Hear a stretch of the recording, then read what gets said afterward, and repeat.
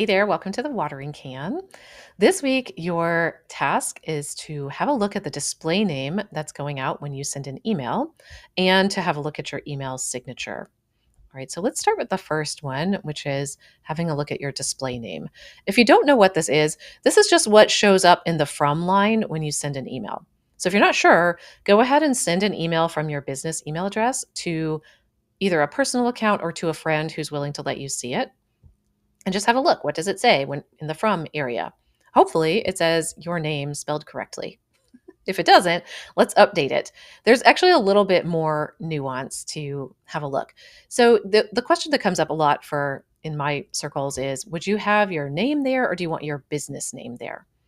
My recommendation, especially for people who have a business where you're doing one-on-one work with people and the work is very personal, I would put your name there. If you put your business name there, it can be hard to remember who that business is associated with. It feels a little less personal. And really, what we want folks to be doing is developing a connection with you as an individual so that they feel interested in coming to work with you specifically. So, if it's important to you that your business is in there somehow, you can definitely put, for example, Camille Freeman and then a dash or a up and down line or a dot or whatever, and then your business name. Depending on the email client your recipient uses, it may or may not display a really long name. So you might just consider that. However, my recommendation and preference would be to use your personal name rather than your business name in your display name. Now, um, the other thing I want you to check while you're here is your display name in all caps or all lowercase? All caps, as you probably know, is often perceived as yelling at people. So, my recommendation is to not use all caps, but rather to capitalize the first letter of both of your names, your first and last name. Lowercase is a little bit of a stylistic choice, although it can be perceived as a little bit more casual. So, in a professional setting, I would say just go ahead and use regular capitalization. Another question that comes up sometimes is, do you put your credentials in your display name?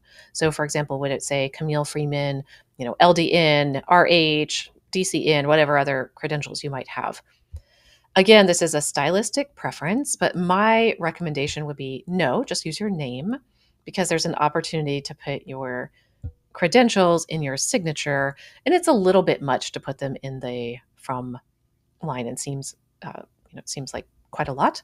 However, if you really like them there and you feel like that's important, stick them in there. This is a personal choice, and my choice is to not put my credentials in my display name. Okay, if you are looking at this on Substack, I've included some links for how to check your display name in Gmail, Outlook, and Proton Mail. If you use a different mail service, you can just search to find out how you can update your display name in whatever service you use. So now let's talk about the second part of this, which is your email signature. This is very complicated because there's a lot you can do with your email signature. So I do recommend having one.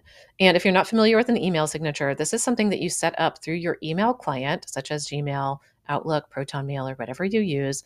And it will be automatically attached to all emails that you send from that account. So you don't have to type it in over and over and over again. So I do recommend that you have one. And the classic things that everybody probably should have in their email signature would be your name and your credentials, some kind of professional title or your business name, as well as at least one contact information option. All right, that's the bare minimum. So let's talk about those three, and then we'll talk about fancying it up a little bit if you want to. So your name and your credentials. Well, at least once a year, you want to double check this. If you have gotten married, gotten divorced, changed your name for any other reason, if you have added a new credential, if you have discontinued a credential, you just want to make sure that these are all up to date. You don't necessarily need to have all your credentials there, especially if it gets ridiculous. If you've got like 8 or 9 of them, I would say pick the most important, maybe 3, something along those lines. Again, if it's really important to you, it's a stylistic choice. You can also add your pronouns into your email signature if that's something that feels relevant for you to do as well. So just make sure that those are still correct and that sort of thing. For your professional title or business name, that would go right underneath your name. And this would be something like herbalist and nutritionist or holistic health coach or whatever it is. You can also do it instead of your title, you can do a description about what you do. For example, herbal and nutrition support for people who are trying to conceive. So you could do something along those lines. That's a stylistic choice as well, but something so that people understand a little bit about what you do. And then right under that, one form of contact information. They already have your email address because you're emailing them. So you don't need to put your email address there. So I would recommend your website, your phone number, or maybe your office address, depending on what's relevant for you. You could do all three if you really wanted to, and if people regularly contact you through those. I just have my email, I'm sorry, my URL underneath that because that's primarily how I want people to interact with me. Okay, so those are the basics. Double check those at least once a year, which is what this little nudge is about. You can get fancy. So if you want to go beyond just the basics, your email signature is a really great place to promote some of what you've been doing lately. So, for example, if you have written a book recently, if you want to put in there about a workshop that you're doing, or a class you're teaching, or signing up for your newsletter, or anything else that's on your mind, this is a great place to do it because a lot of people see this. So, if you want to add some links underneath your basic information, my recommendation, the general kind of best practices, is to stick to 1 to 3 links, which you can rotate if needed. So if you teach a class every quarter, then you need to remind yourself every few months to go in there and update the class and the link and things like that. You can also put in there, a link to schedule an appointment, or we talked about your newsletter sign up, or whatever it is. So what you want to do is, when you are adding these links, you want to use anchor text that describes what the link is. So it might say, for example, sign up for my newsletter, or, buy my book, or join my class on Firesider. And you would want to link the actual text. You don't want to put the actual URL in there written out like www.firesiderclass.com or whatever. Just link the text so that people are clear on what the link is going for. All right, so that's one option. Another option, and I've written a whole blog post about this, so I'm not going to describe it in great detail, but what I actually do in an effort to humanize email a little bit is I have a little section underneath my basic information, and it just says, here's what I'm up to in whatever month it is. So right now, when I'm recording this, it's June. It says, here's what I'm up to in June.